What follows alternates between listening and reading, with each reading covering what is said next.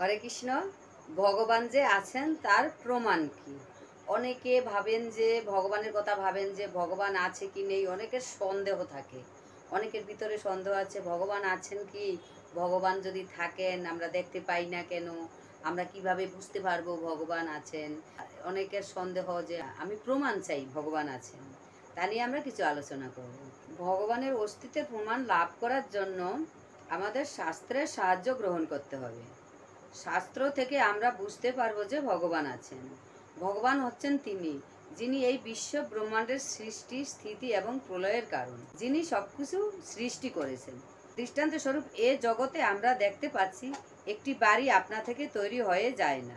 বাড়িটি তৈরি করার জন্য কোনো ইঞ্জিনিয়ার বুদ্ধি দিয়ে থাকে এবং মিস্ত্রিরা ইট, বালি, পাথর দিয়ে বাড়িটি তৈরি করে থাকে।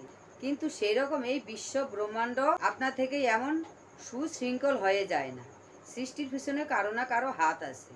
যিনি বুদ্ধি প্রদান করেছেন এবং যিনি এই বিশ্ব ব্রহ্মাণ্ড সৃষ্টি করেছেন তিনি হচ্ছেন ভগবান। এই বিষয়ে আমি আপনাদেরকে একটি আলোচনা করছি, একটি কাহিনী বলছি। নিউটনকে চিনেন না এমন কোনো মানুষ নেই। স্যার আইজ্যাক নিউটন, উনি ছিলেন বিজ্ঞানী।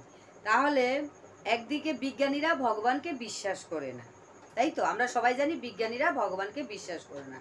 কিন্তু উনি এত বড় মাপের বিজ্ঞানী ছিলেন, উনি নানা রকমভাবে পরীক্ষা নিরীক্ষা করে দেখে বুঝতে পেরেছেন যে ভগবান আছেন। তাহলে উনি বিজ্ঞানী হয়। এবার ওনার মতো তো প্রচুর বিজ্ঞানীরা রয়েছে, তা সবাই তো ভগবানকে বিশ্বাস করে না, কিন্তু উনি বুঝতে পেরেছেন যে ভগবান আছেন। তাহলে উনি বুঝতে পেরেছিলেন যে ভগবান আছেন, উনি বুঝে গেছেন। এবার উনি বুঝে গিয়ে যখন ভগবান আছেন বলে প্রচার করতে লাগলেন, তখন অন্যান্য বিজ্ঞানীরা বিশ্বাস করতে লাগছেন না, যে এর মনে হয় মাথাটা খারাপ হয়ে গেছে। এ বিজ্ঞানী হয়ে ভগবান আছে, উনি অন্যান্য বিজ্ঞানীরা ভাবছে যে এর মনে হয় মাথাটা খারাপ হয়ে গেছে, নিউটন এবার পাগল হয়ে গেছে। এ বিজ্ঞানী হয়ে, একজন বিজ্ঞানী হয়ে ভগবান আছে বলছে, তাহলে কি করে বিশ্বাস করা যায়? তা এদেরকে মানানো যাচ্ছে না, বিজ্ঞানীদেরকে মানানো যাচ্ছে না, কারণ ওনারা জানে ভগবান নেই। প্রচুর বিজ্ঞানিকরাই এটা জানে যে ভগবান নেই, সব আমরা পরীক্ষা নিরীক্ষার মাধ্যমে আমরা করছি। কিন্তু বিজ্ঞানিকরা দেখুন সবাই করছে, কিন্তু আত্মা সৃষ্টি বিজ্ঞানীরা করতে পারছে না। এইটা বিজ্ঞানীরা হার মেনে গেছে, এইটা বিজ্ঞানীরা হার মেনে গেছে। কিন্তু এখন যাই হোক, একদিন বিজ্ঞানী নিউটন কি করেছেন, ওনার উনি যেখানে আছেন সেখানে একটা গোলক বানিয়েছিলেন। উনি একটা গোলক বানিয়েছেন। গোলকটা হলো যে আপনারা দেখেছেন, আপনারা যে লাইব্রেরিতে যেখানে টিচাররা থাকেন সেখানে একটা গোল ধরনের পৃথিবী থাকে, পৃথিবীর ম্যাপ থাকে। তাই গোল ওইরকম একটা ম্যাপের মতো বানিয়েছেন। বানানোর পরে বানিয়ে রেখে দিয়েছেন। তখন তার বন্ধু আরেক বিজ্ঞানী এসেছেন, এসে বলছে এই এত সুন্দর গোলকটা কে বানিয়েছে রে? তখন নিউটন বলছে যে কে বানিয়েছে, এটা এমনিতেই চলে এসছে।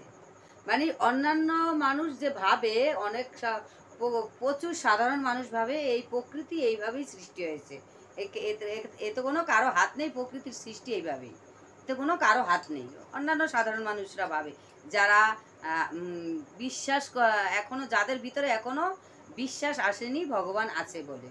তা বিজ্ঞানীকেও নিউটনের বন্ধুকেও ওইভাবে বলছে যে এটা এমনিতেই এসেছে। তখন বলছে এটা হয় কখনো? কখনো এমনিতে কোনো কিছু হতে পারে? নিশ্চয়ই এটা কেউ বানিয়েছে।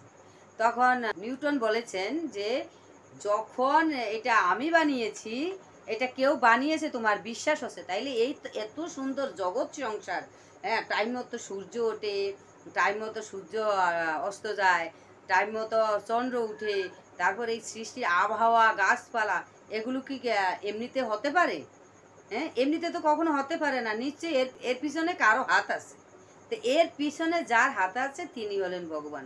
এটা সাধারণ কোনো মানুষ, কোনো বিজ্ঞানী, কোনো যোগী কেউ কিছু করতে পারেনি। এটা একমাত্র এই জগৎ সৃষ্টি একমাত্র করতে পেরেছেন ভগবান।